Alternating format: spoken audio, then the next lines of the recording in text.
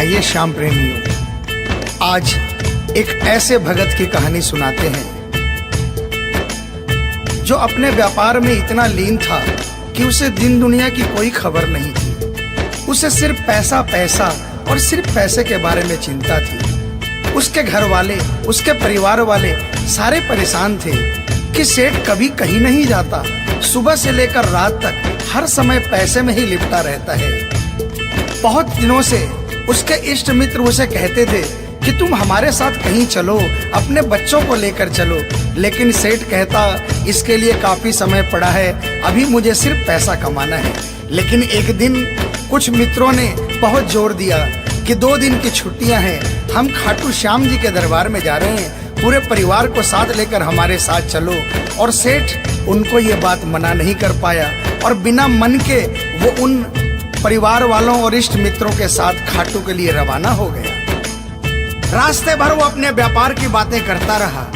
उसे खाटू जाने की जरा भी इच्छा नहीं थी। लेकिन जब खाटू पहुंचा और बाबा श्याम के मंदिर में पहुंचा और जब बाबा से नजरें मिली, उसके होश उड़ गए। सेठ के परिवार वाले सारे दर्शन करके बाहर आ गए। वो सिर्फ 1 मिनट के लिए मंदिर में आया, लेकिन घंटों तक बाबा के दरबार में खड़ा रह गया। उसको होश नहीं रहा और वो बाबा की तरफ देखकर आंखें बंद करके आंसुओं की धार बहती रही और वो बाबा से मन ही मन बातें करता रहा। जब परिवार वालों ने उसे कहा कि अब चलना है, तो सेठ ने बाबा से कहा, प्रभु मुझे अब हर महीने 11 को अपने दरबार में बुलाओ। और ये कह करके वो बाबा के दरबार से वापस अपने घर को आ गया। 15 दिन बाद 11 आई। सेठ बहुत से लोगों को लेकर अपने साथ बाबा के दरबार में गया। ऐसे हर 11 को वो खाटू जाने लगे। लेकिन एक दिन जैसे ही वो सुबह 11 को घर से निकलने लगा, मुनीम ने कहा, सेठ जी कहाँ जा रहे हो? सेठ ने कहा, अरे मुनीम तुझे पता नहीं, आज 11 है, मुझे खाटू धाम जाना है। मुनीम ने कहा, सेठ जी आपको पता नहीं, आज बाहर के कुछ व्यापारी आने वाले हैं, लाखों का सौदा होने वाला है और वो व्यापारी आज रात को वापस इंडिया के बाहर चले जाएंगे। आपके पास तो मौका है, आप 11 की जगह मावस को खाटू चले जाना। सेठ के मन में ये आया कि हाँ, इसमें क्या फर्क पड़ता है, आज यहाँ व्यापार कर लेता हूँ, सौदा कर लेता हूँ, मैं खाटू मावस को चला जाऊंगा। और सेठ उस दिन खाटू नहीं जा पाया। 11 निकल गई, मावस आई, मावस को फिर कोई व्यापारी आ गया। उसके बाद फिर पूर्णिमा आई, फिर कोई व्यापारी आ गया और इसी तरह सेठ व्यापार में फिर उलझ गया। एक दिन रात को सेठ सोया तो उसके नींदों में उसे ऐसा आभास हुआ कि उसे कोई आवाज आ रही है और उसने बड़े ध्यान से सुना। उसे लगा खाटू वाले श्याम बाबा उसे कह रहे हैं, वाह रे सेठ, मैंने तो सोचा था कि मेरे दरबार में कोई बहुत बड़ा भूला भटका भगत आया है, लेकिन मुझे क्या पता था कि कोई भगत नहीं, एक सौदागर आया है और मुझसे सौदा करके चला गया। आज तू अपने घर में, अपने व्यापार में खूब खुश है, तू वहीं पर खुश रहे। और ऐसा कहकर वो आवाज बंद हो गई। सेठ की आंखें खुली, उसके मन में ग्लानि हो गई। उसने सोचा कि मैं आज ही खाटू धाम जाऊंगा और वो जैसे ही खाटू के लिए निकला, रास्ते में एक्सीडेंट हो गया। सेठ की दोनों टांगे रह गई। अब सेठ अपने पैरों पर खड़ा नहीं हो पाया और उसके मन की मन में ही रह गई। सेठ बहुत तड़पता रहा। एक दिन सेठ अपने घर के दरवाजे पर बैठा, आंसू बहा रहा कि मेरा बुलावा क्यों नहीं आ रहा, मैंने इतनी बड़ी गलती करी, मुझे बाबा के दरबार से इतनी दूरी क्यों हो गई। इतने में उसके घर के सामने से एक डाकिया निकला। सेठ ने डाकिया को आवाज लगाई और कहा, ए डाकिया, तुम तो कलकत्ता, दिल्ली, बम्बई भक्तों का संदेशा लेकर जाते हो, लोगों के चिट्ठियां पहुंचाते हो। आज मेरी एक चिट्ठी, मेरा एक संदेशा मेरे खाटू वाले श्याम बाबा के दरबार में क्या पहुंचा दोगे? डाकिया ने कहा, सेठ मैं तो आजकल खाली रहता हूँ, जब से इंटरनेट का जमाना आया है लोग ईमेल पर ही चैटिंग कर लेते हैं, बताओ तुम्हारा क्या संदेशा है और कहाँ पहुँचाना है। और ऐसे डाकिया ने सेठ से कहा और सेठ ने डाकिया से कहा।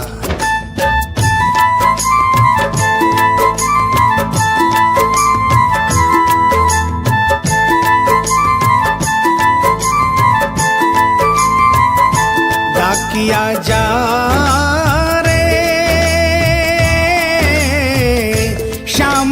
संदेशो दीजे, शाम न जाए तो कह दीजे, भगत थार दर्शन न तरसे।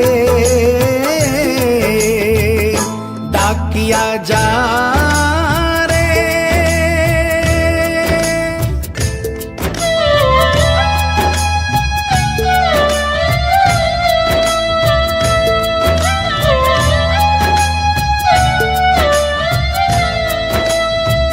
डाकिया ने कहा, सेठ आपका संदेशा तो मैं पहुंचा दूंगा, लेकिन मुझे ये तो बताओ कि आपका संदेशा पहुंचाना क्या है। जहां मुझे संदेशा पहुंचाना है वहां का ठिकाना क्या है। और डाकिया ने कहा,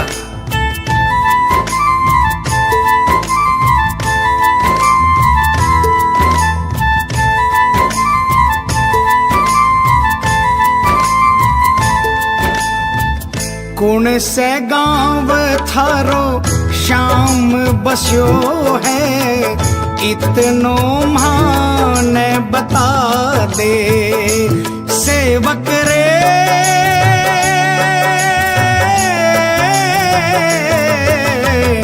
घर तेरे पास है कोई निशानी, माने तू दिखला दे। कैया जानूंगा पहचान, मैं हूँ छोरो अनजान। कैया जानूंगा पहचान, मैं हूँ छोरो अनजान। कैया शाम शु होसी मिलन, डाकिया जा रे।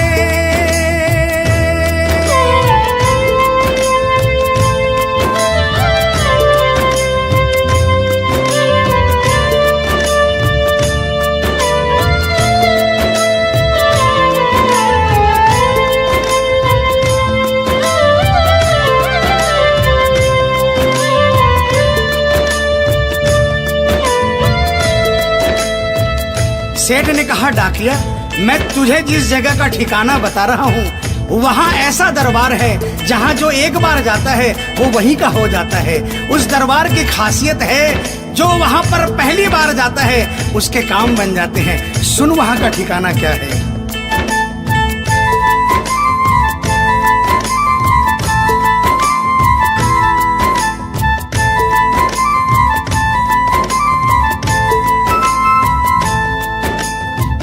खाटू में है श्याम जी को मंदिर, शिखर ध्वजा लहरावे। डाकिया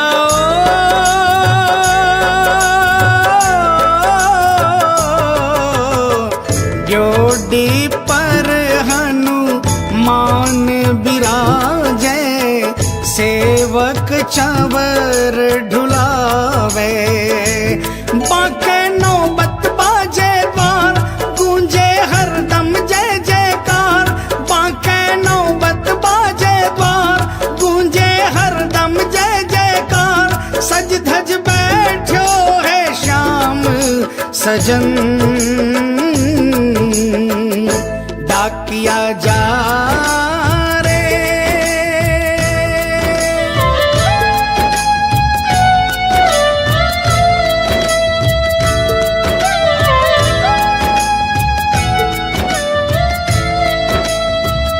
डाकिया सेठ जी के यहाँ से निकल जाता है और वो खाटू धाम के लिए प्रस्थान करता है। धीरे धीरे वो खाटू पहुँचता है और खाटू पहुंचकर बाबा के मंदिर का पता करता है और मंदिर के नीचे पहुंचकर वो पहले प्रणाम करता है और बाबा के मंदिर की 13 सीढ़ी चढ़ता है। और वो बाबा के सामने पहुंचकर बाबा की तरफ नहीं देखता, पहले अपने झोले में से वो सेठ की चिट्ठी निकालता है और चिट्ठी निकाल के पढ़ने लगता है।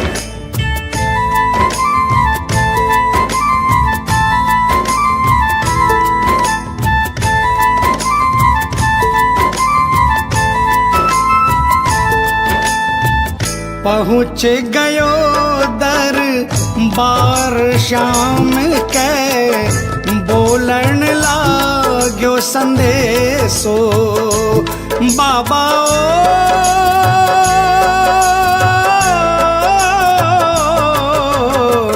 बन बैठो कद श्याम दीवानो, कुछ ना रयो अंदेशो। आखड़ ल्यासू बरसी धार, जैया सावन की फुहार।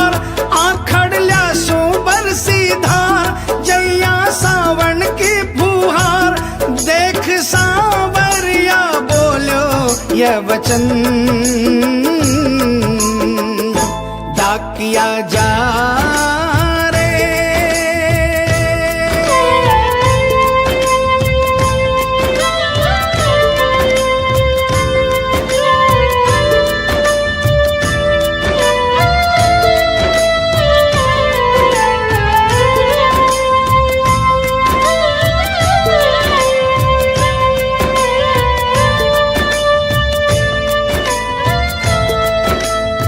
जो ही डाकिया ने सांवरे सेठ की तरफ देखा, उसके होश उड़ गए, उसकी आंखें बंद हो गई, आंखों से आंसुओं की अविरल धारा बहने लगी।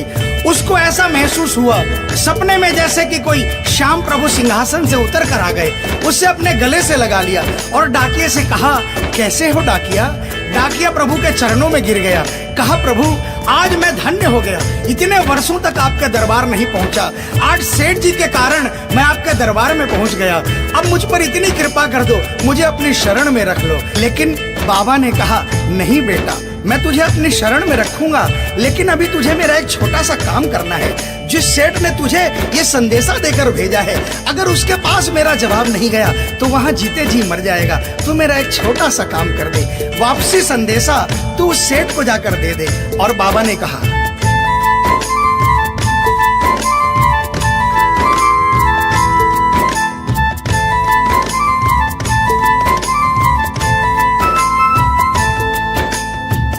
कह दीजिए तू जाए सेवक ने तेरो बुलावो आसी। सेवक रे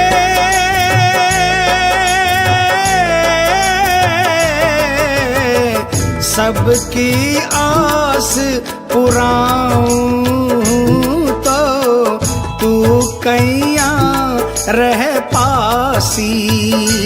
तेरी सारी जानू बात पूरी करशू मन की आस, तेरी सारी जानू बात पूरी करशू मन की आस। पर बढ़ा मेरे कानी कदम डाकिया जा रे। संदेशो सेवक ने दीजे, सेवकिया राह तेरी निरखे। संदेशो सेवक ने दीजे, सेवकिया राह तेरी निरखे। सेवक संदेश ने तरसे डाकिया जा रे।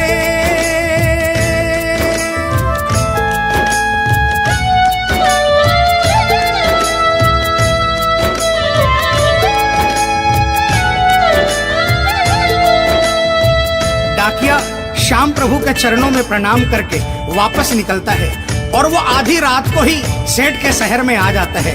अब डाकिया को इतनी जल्दी थी कि उसने आधी रात नहीं देखी और उसने जाकर सेठ के दरवाजे की घंटी बजा दी। उस दिन सेठ के घर में कोई नहीं था, सेठ अकेला अपने बिस्तर पर पड़ा था। जैसे ही घंटी की आवाज आई उसको लगा कि बाबा का संदेशा आ गया, लेकिन सेठ मजबूर था, वो उठना चाहा लेकिन उठ नहीं पा रहा था।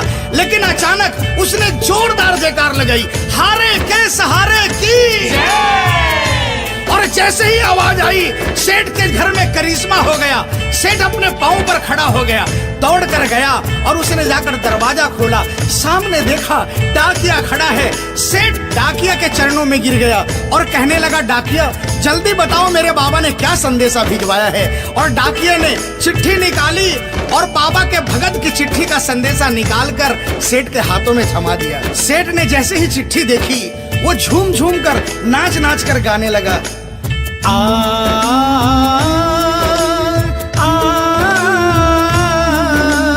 आ, आ, आ, चिट्ठी आई है, चिट्ठी आई है, चिट्ठी आई है, चिट्ठी आई है, चिट्ठी आई है, खाटू से चिट्ठी आई है। बड़े दिनों के बाद मेरे श्याम धनी को आज, अरे बड़े दिनों के बाद मेरे श्याम धनी को आज भगत की याद सताई है।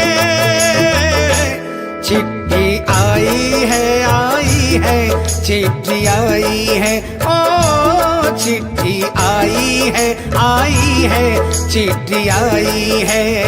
सेठ ने वो चिट्ठी वापस डाकिये को थमा दी और कहा, डाकिया आप तो स्वयं बाबा से मिलकर आए हो, इसलिए बाबा का संदेशा अपने मुखारबिंद से मुझे सुनाओ।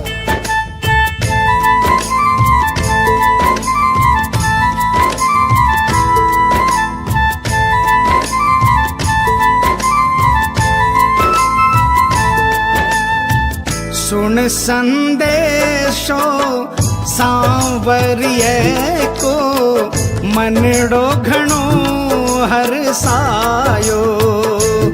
बाबा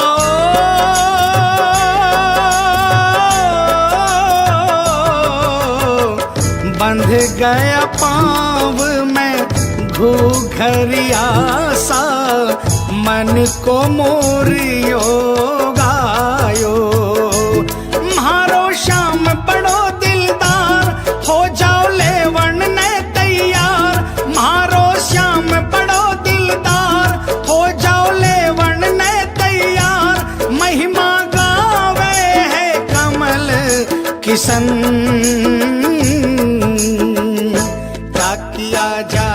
आप सभी श्याम प्रेमियों से जो कभी खाटू नहीं गए, जिन्होंने बाबा का नाम सुना है और जिन्होंने नहीं सुना, उन सबसे निवेदन, जो कभी खाटू नहीं गए वो एक बार हमारे बाबा श्याम के दरबार में पहुंचिए। ये वो दरबार है जहां हारे हुए को जीत मिलती है, जहां लोग हार कर आते हैं लेकिन हार कर वापस नहीं जाते, जहां हर हारे का सहारा होता है। चाहे कैसा भी कोई क्यों ना आता हो, बाबा श्याम हर आने वाले को गले लगाता है, उसको काम पूर्ण करता है और उसे खुशहाल करके अपने घर को भेजता है। बोल खाटू नरेश की, बोल हारे के सहारे की।